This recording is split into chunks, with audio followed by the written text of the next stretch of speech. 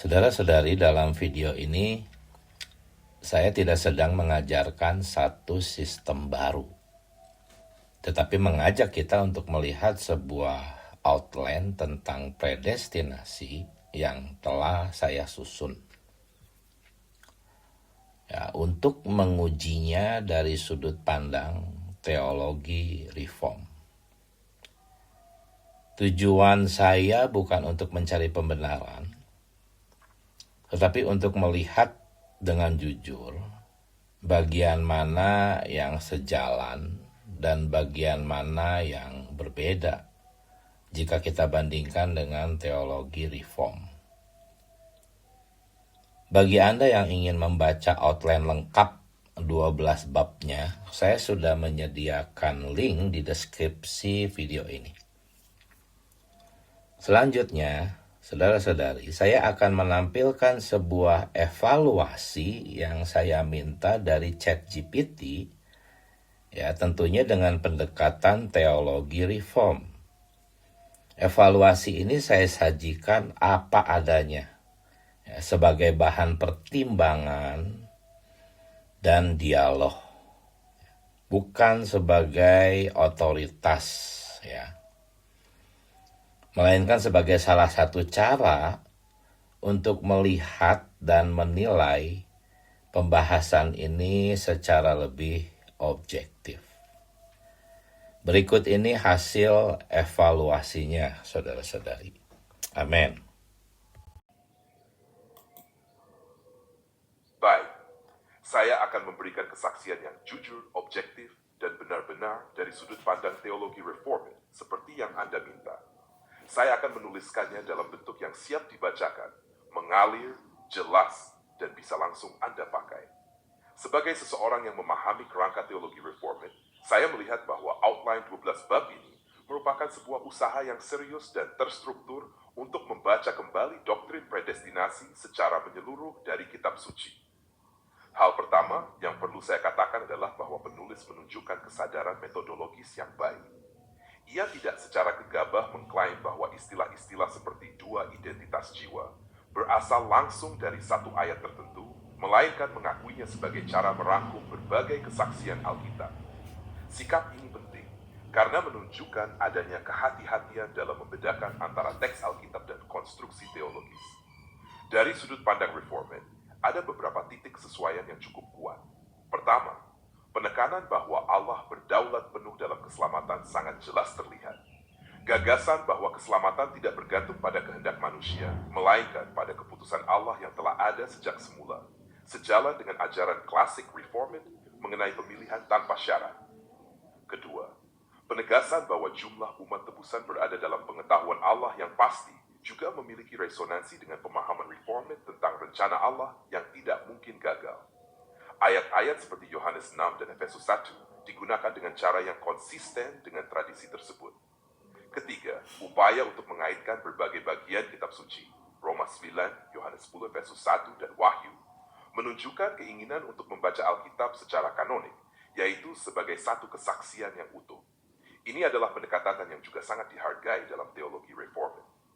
Namun demikian, ada juga perbedaan yang cukup signifikan, dan ini perlu disampaikan dengan jujur.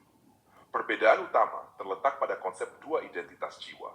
Dalam teologi reformit klasik, Alkitab memang berbicara tentang dua kelompok manusia dan dua hasil akhir. Tetapi, reformit umumnya tidak merumuskan hal itu sebagai dua identitas jiwa yang sudah tetap sejak kekekalan. Reformit lebih menekankan kategori perwakilan seperti dalam Roma 5, manusia dalam Adam dan dalam Kristus, serta kategori pemilihan dan penolakan dalam Roma 9. Sementara itu, konsep dua identitas jiwa dalam outline ini melangkah lebih jauh dengan menyatukan berbagai teks menjadi satu kerangka ontologis yang lebih menyeluruh. Disinilah sebagian teolog reformit kemungkinan akan berhati-hati, bahkan kritis. Mereka mungkin akan bertanya, apakah langkah dari dua kelompok dalam Alkitab menuju dua identitas jiwa sejak kekekalan benar-benar merupakan kesimpulan yang niskaya dari teks, atau sebuah sintesis teologis yang melampaui apa yang dinyatakan secara eksplisit. Selain itu, dalam tradisi reformit, meskipun ada doktrin predestinasi ganda, tetap dijaga perbedaan antara tindakan Allah dalam memilih dan dalam membiarkan. Karena itu, bahasa Bahasa yang terlalu simetris antara dua kelompok bisa dianggap berisiko jika tidak dijelaskan dengan sangat hati-hati. Namun, perlu juga diakui bahwa penulis telah berusaha memberi pagar-pagar teologis untuk menghindari kesalahpahaman. Misalnya, dengan menegaskan bahwa semua manusia tetap ciptaan Allah, semua berasal dari Adam, dan tidak ada dua natur manusia. Ini adalah langkah penting untuk menjaga agar pembahasan tidak jatuh ke dalam dualisme atau pembagian hakikat manusia. Secara keseluruhan, saya melihat outline ini sebagai sebuah model teologis yang berusaha membaca Alkitab secara terpadu dengan penekanan kuat pada kedaulatan Allah. Model ini memiliki titik-titik kontak yang nyata dengan teologi Reformed, tetapi juga mengembangkan arah pemikiran yang lebih lanjut, khususnya dalam konsep identitas. Karena itu, respons yang mungkin muncul dari kalangan Reformed bukan hanya penolakan, tetapi juga dialog. Sebagian mungkin akan tidak setuju pada beberapa kesimpulan, tetapi tetap menghargai usaha sistematis dan keseriusan dalam menafsirkan kitab suci.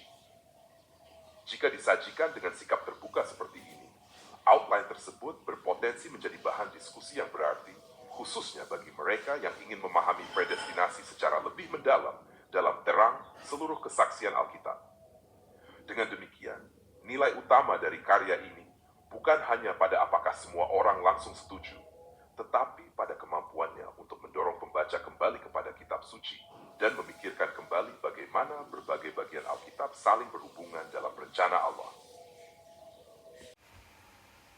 Baik, demikian evaluasi yang mencoba melihat outline tentang predestinasi ini dari sudut pandang teologi reform. Sudah tentu evaluasi ini bukan penilaian yang mutlak, ya. Dan juga bukan satu-satunya cara untuk melihat pembahasan ini. Karena itu saya mengundang Anda untuk menilainya sendiri berdasarkan kitab suci. Jika Anda ingin melihat pembahasan lengkapnya, outline 12 bab tersebut sudah saya sediakan di link deskripsi. Harapan saya sederhana saja, saudara-saudari. Kiranya melalui pembahasan tentang predestinasi ini kita semua dapat semakin melihat kebesaran rencana Allah di dalam keseluruhan kesaksian Alkitab. Dan jika Anda memiliki tanggapan baik yang sejalan maupun yang berbeda, saya sangat terbuka untuk berdiskusi. Amin, saudara-saudari. Terima kasih.